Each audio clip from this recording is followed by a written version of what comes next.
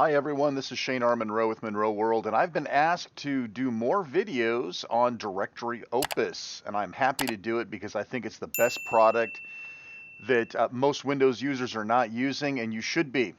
And so, as I've written many times in many articles, this is the tool you should be using, but you aren't.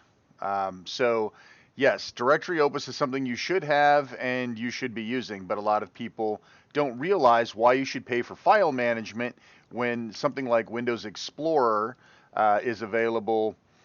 Let's see, hang on a second. When Windows Explorer here is available for free, why should you pay for file management software?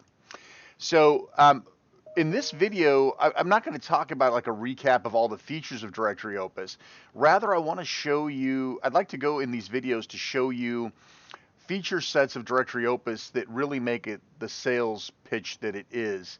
And I think the first thing that I need to show off is just how customizable Directory Opus is. Because let's be honest, tools need to be configurable for your workflow. If you're using Windows Explorer or using some other tool, then you're not matching the product to your workflow.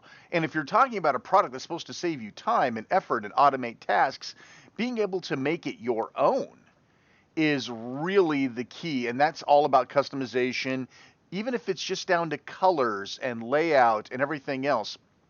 So let's jump in and talk about some of the things you can do that can really make this your own thing.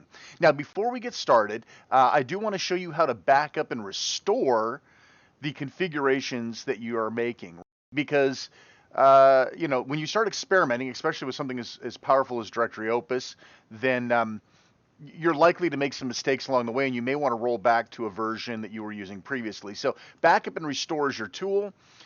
Just use a backup of your configuration. You can name it something, tell it to back up everything.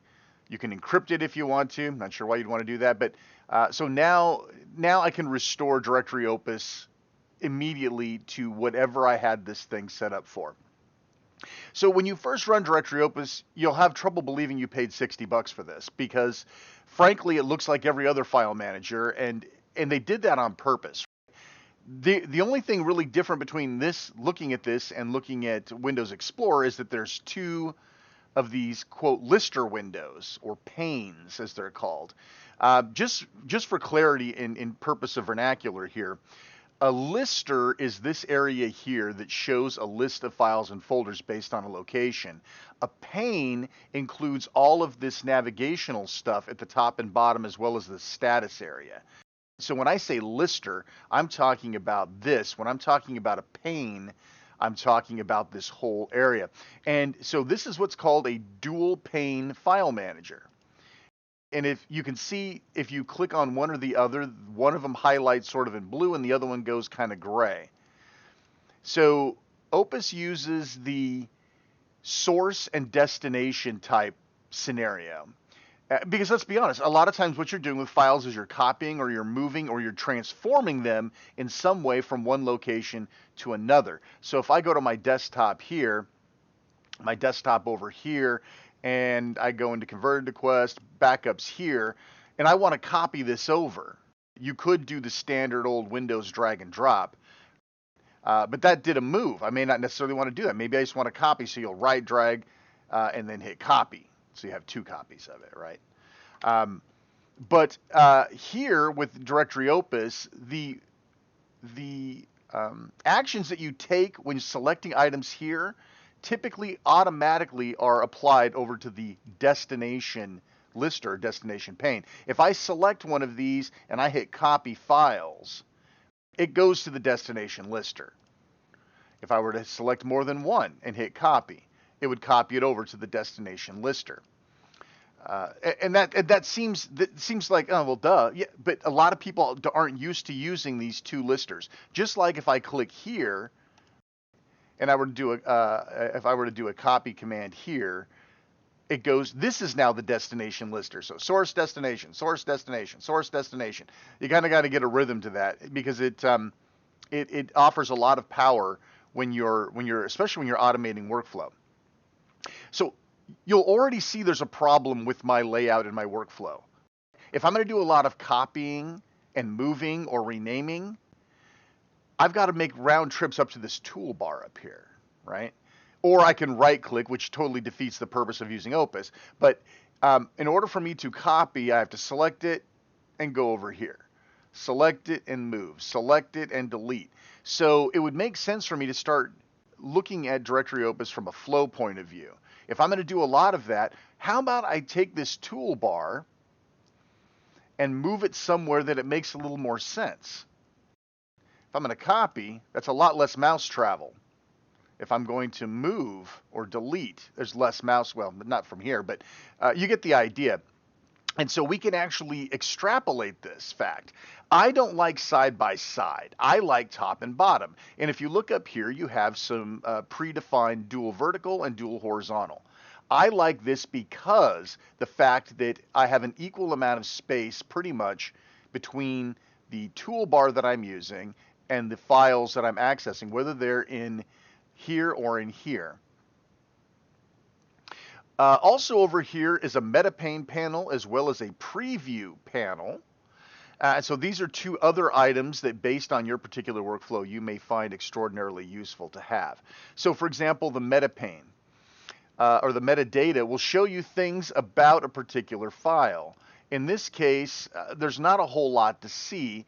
However, if you get into something like a JPEG, all of the things that you might, all the metadata that can be pulled out of that file will be displayed here, and it's editable. I mean, you can jump in here and actually edit the author name and then apply it.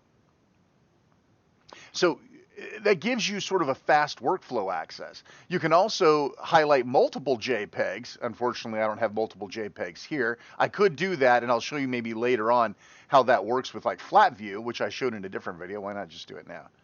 So I'm going to go ahead and do flat view with no folders, and now I can highlight multiple JPEGs. So now you can see that they say that there's multiple values for here. If I want to set all of those to Shane Monroe, it's just that simple. I mean, that's nice, easy workflow. And I managed to do that without having to go into each folder with each song and do that. So pretty cool stuff. You also have, of course, a preview window, and you can stack these so you can have both if you like. So you can go in here and get a preview as well as your metadata, right? So I don't spend a lot of time previewing files, but there are times when I am looking for something, and that might be useful for me to have. So I'm going to go ahead and get rid of those two. I don't typically use that in my day-to-day workflow. The other piece of customization that I would say is to look at your toolbars. Now, everything that's got a little handle next to it, like these, are toolbars. I can grab those and put them in a variety of locations. Top, bottom, center, wherever I like. And this is pretty common with a lot of modern apps where you can move certain things around. In this case, there's a lot more functionality you can do. So I'm going to right click anywhere that's like on a toolbar and select toolbars, and you'll see that I have a handful of toolbar sets available to me. One of my absolute favorite, the one that you need to turn on right away that makes complete sense, is drives. I should be able to get access to all of my drives anytime I want without having to make a round trip to, let's see, where do I put this? Right there. So I shouldn't have to go digging through the tree to get to a drive. I just need to go to my C drive, D, E, F, G, H. Now, on this virtual machine, I have a single drive, so it's a little less useful. But when I have 16 drives in my main workstation, I do, having quick and easy access to these drives is a no-brainer. But that was really easy. I just went in and I made a toolbar. There are other toolbars too, such as for working with images. So I'll put this right. I'll put this right here in the middle too. Make it easy. So as we were looking at this. So now we have access to handy image manipulations. Show, set as your wallpaper, all sorts of things. So this is a workflow designed for people that live inside of images. and you can do conversions. This is another thing I'll talk about in a future video. All of that sort of thing is all possible because you can set up your own toolbars. And by the way, you don't have to, let's say you never use this. Get rid of it. Make it go away. I don't need a menu because I've got everything down here that I need. I don't need the menu up there. So you can streamline all of this stuff into getting exactly what you want. And you can make your own, right? You can make your own toolbars, and you can customize the crap out of these toolbars, and I'm going to show you how that works too. In the meantime, let me turn that menu back on because it'll be useful for what we want to do. All right, so let's say that, let's see, I don't want to show anything. I only want to show navigation, or I'm sorry, I only want to show customization stuff. So let's go to this customize. Now, you'll notice a few things happen. This is a special mode. Directory Opus is in a special mode right now called Customize. You'll see that the menus and the toolbars have changed. Some things are extrapolated into sort of groupings, right? Fixed drives, other drives. So if maybe you always want to see removable drives first, move it over here. Maybe you don't want to see non-fixed drives at all. Get rid of it, right? You can delete that. Cut it out of there, delete it. Maybe you would like to see fixed drives. I'm sorry, maybe you want to see non-fixed drives over here on this toolbar. Nutty, right? Or maybe, maybe because I only have a C drive, I'll move the fixed drives down here. I'm going to get rid of this one altogether because I don't really need drives anymore because I only got one. So now my fixed drives will appear to the left of copy files, folders, etc., etc. You also see things like spacers and dividers. So I can go in here, insert a new spacer. So now I'll have a space that'll logically fill up and keep my fixed drives over here, for example. Yeah, and then you can start adding your own buttons, your own menu buttons, all sorts of things, and we're going to talk more about that in another video because that gets a little bit deeper. But if you're not using some of these tools, you're not using slideshow, get rid of it. You don't need it. You don't need help. Listen, I don't need help. I got Shane Monroe's videos. I'm going to get rid of that. So once you're all done, you have to hit OK. If you hit cancel, all that goes away. Bingo. So now I have all of my changes here. I got rid of an extra, I'm optimizing real estate. So you can do all of that. You can do the same thing with these up here, right? So if I go to customize, I could go up here and get rid of some of these items or add more items for things that I do all the time. And of course, you can go into your toolbars, such as the menu, which you see here. You can turn these on and off, but then you can do other things as well with these. You can change the colors. There are some people that just can't deal with colors as they are. I need that to be green. All of these things are configurable. You can choose how large you want the icons to be. Well, to some extent, you can do small, you can do large, right? Let's say you got a 4K monitor, you need a little extra space in there. Do you want to have labels turned on? Maybe you do, maybe you don't. In some cases, you can have buttons that have labels and icons, both or neither. So you can do that. What do you want the label color to be? This is how defined you can get. I want the label colors to be red. Now that is one ugly set of colors, folks, but the fact that you can do it is super cool. Now let's say I've done a bunch of this stuff and I'm like, dude, I totally poached this thing. Let me have my old listing back. Let me put everything back the way it was, okay?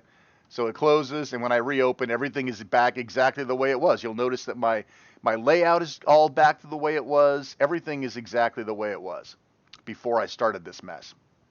So I'm going to go ahead.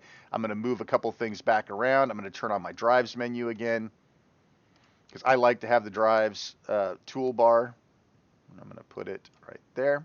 Perfect. Okay, so let's talk about some of the other stuff you can configure that is interesting in terms of look and feel. One of the things that I really like to do is I like each of my listers to have its own tree.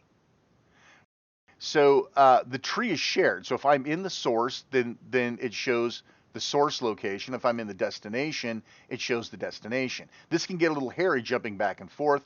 I tend to like to have my two different trees, one for each of my lister. So I'm going to go into Preferences, and this is something that every single tool on the planet should have, and a lot of it does not. Preferences that you can search.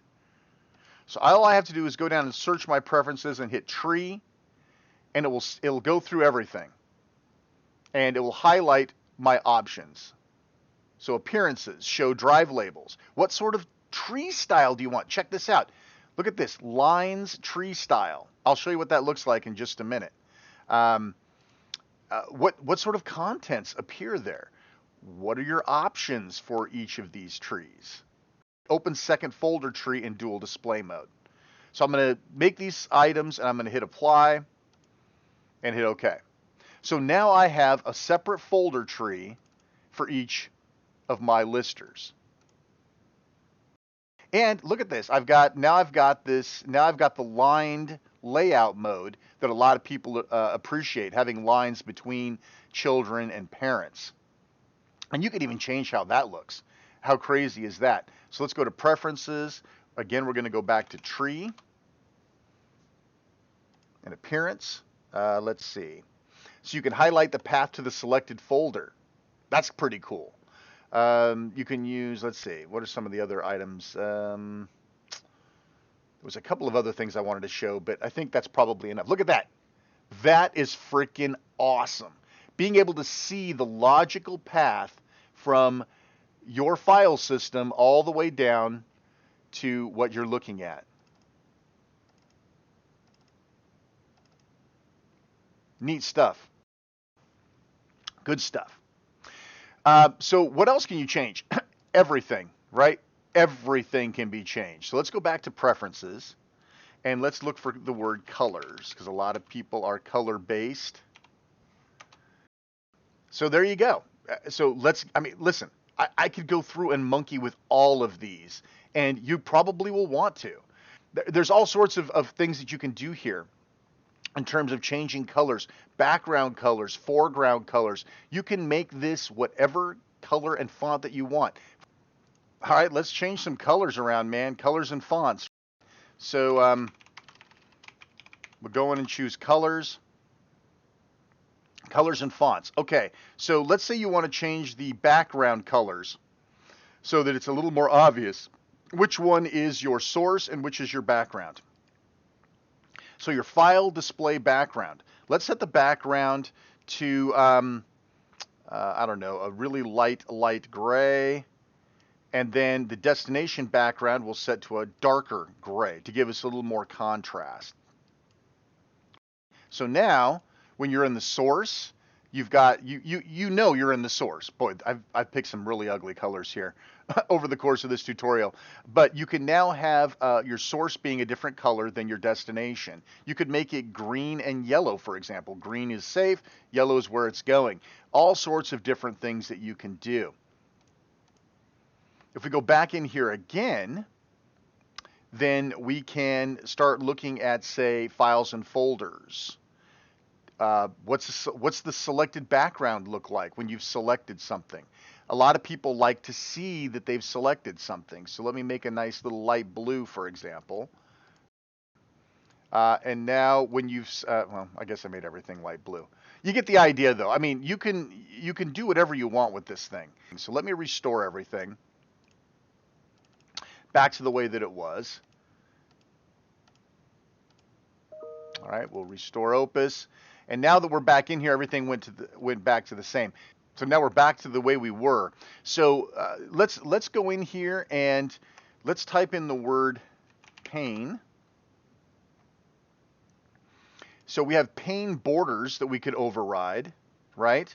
And that's kind of cool. We can change fonts for everything, right? File display. What would you like it to be? Would you like to increase your font size for file display, right? Display borders, display groups. You can change the font. Maybe you don't like the fonts that are being used and you want to use something absolutely nutty like Courier. Yeah, that now it actually does look like Norton Commander from the old days. And you can do this for everything, right? Folder tabs. So these tabs at the bottom are now bigger. Folder tree. All of these things can be set separately. Now my tree is just like way too big, or maybe you need something smaller to get yourself around. So there's tons of ways that you can monkey with this. And if you clear out your selections and you start digging, it is truly amazing what you have the option to change inside of this application. You can do whatever you make it whatever you want. It is absolutely crazy.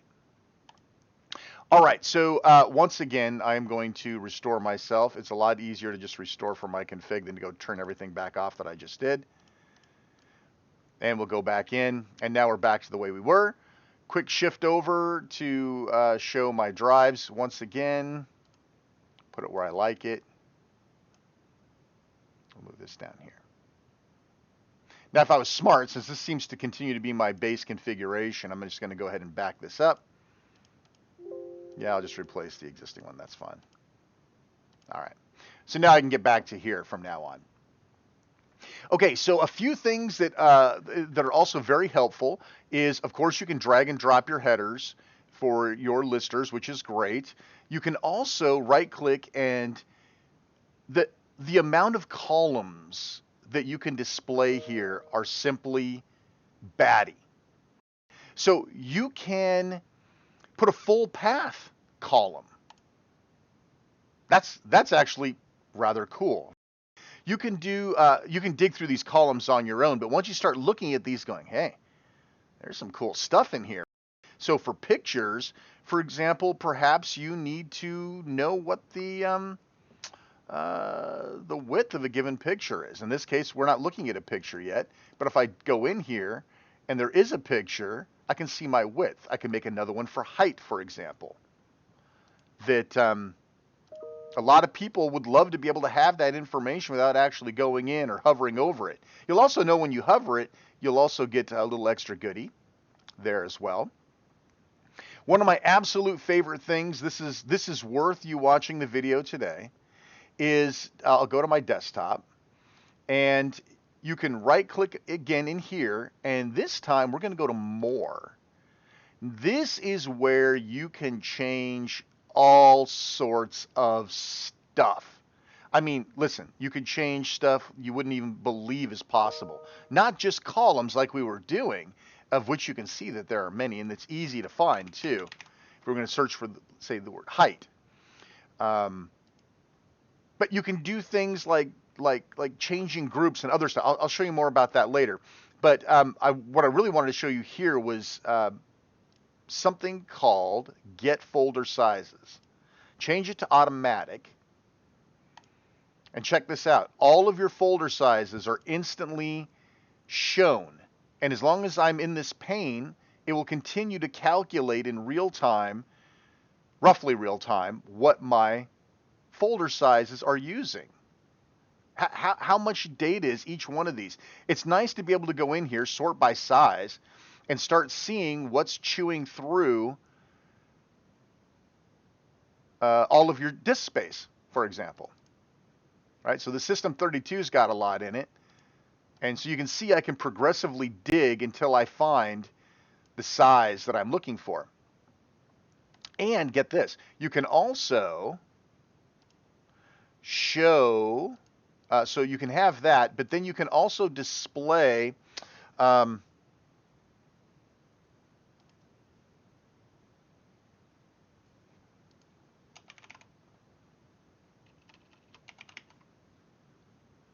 you can also go in and choose size on disk relative as a column. And this is scrolled off here now, but let me grab this, move it over here so we can actually see it. Shrink this guy down. So not only can you see a numerical set of your values, but relative to the other folders, you can get a visual representation about what's sucking down all your space. And that's pretty neat and powerful stuff. And and again, it's relative disk size. So you can see there are just absolute tons and tons of stuff that you can bring up. MD5 checksum, for example. This could be very handy, or a SHA-1 checksum. And this, of course, these are expensive tasks to do. So it's not necessarily recommended that you always calculate checksums on the fly like this. For example, some files are too big, and they'll tell you that they're too big. But smaller files, you can get easy SHA-1 checksums, for example. These are just a few of the things that you can see in here, including things like software, relative locations, parent paths, parent locations, path length, the short file name version. If you're worried about 8.3 extensions, I mean, who's worried about that anymore? But you get my point. There's so much you can do to make this exactly what you want and to see exactly what you want. If we go to, here's some other good stuff I'm going to show you about getting around your lister. I'm going to go into my real backups, and I'm going to go ahead and, let's see, I'm going to get rid of, let's see, I get rid of a couple of these things. Need full path, don't need that, don't need that. I guess I could have gotten rid of the short name too, but I think that's actually kind of fascinating. Now let's do that too. Okay. So this is a common thing. You have a whole folder full of MP3s, for example. In this case, I have a whole folder full of Beat Saber songs. And as we dig in, we can see that we have zip files, which, by the way, you can double-click in Opus and you can drive right into them as if they were folders. You can copy in and out of them, too. You can also open RARs, ISOs, a couple of other neat little things in there as well, which is always cool. And let's see, so what was I going to show you? All right, so let's go here to our backups, and let's go ahead and we'll collapse using flat view. I want to see all my zips with no folders. And there you go. Now you can see some of these are identical because they are in different folders, and that's because I've maintained multiple backups. That's okay. So let me show you just a couple of things that really make getting around the lister well. So start typing in here. View to a kill, right? You'll immediately jump to the first one that has the word view in it. If you want to find all of them, use search. Unfortunately, there's only one. How about Major Pickle? Okay, so now we've got a lot. So let's see, bang. There you go, Bangles, whatever. So you can do a search like that. I'll go back to flat view here. You can also, of course, you know that you can click on a name to sort, right? That's no big deal. Hold down Alt and click on a tab. Let's start with name. Notice how it's grouping 0 through 9s, A through H's, I through P's, Q through Z's. How many times have you wanted to take 500 MP3 files and sort them into A through H's, I through P's, Q through Z's in a folder? I've wanted to do that multiple times. This would make this a lot easier to do so. So I could just select that header, right? I could select the header, get those 88s, and then copy them over to another folder that's labeled A through H, for example. So you can you can clear the grouping by right-clicking and hitting group. So that goes away. But that's not just the names. You can do it with size, too. Medium size, large sizes. So imagine how much fun this could be if you're in one of these nasty fat directories like Windows, for example, and you go to flat view, which I don't always necessarily recommend because there's a lot of files inside of the Windows folder. But then you could alt-click on size, and you could get a really good idea as to the types of files and the sizes of files that are being contained in there. And this can help you get a good handle on what's going on in there. I'm going to just abort that. It'll just take forever. So that's another neat little handy feature. You'll also find some other good stuff down here. This is your status bar. You can edit the status bar. You can make it whatever you want. And it uses all these little tokenized replacements and codes to show you what they are. And you look down here, it's showing you a real-time preview of what each one of these does. That's simply amazing. And it gives you all the codes you might need to put your own stuff down there. I want to always see what my drive free space is in the source folder, for example, or the source or the destination. So I'll choose automatic.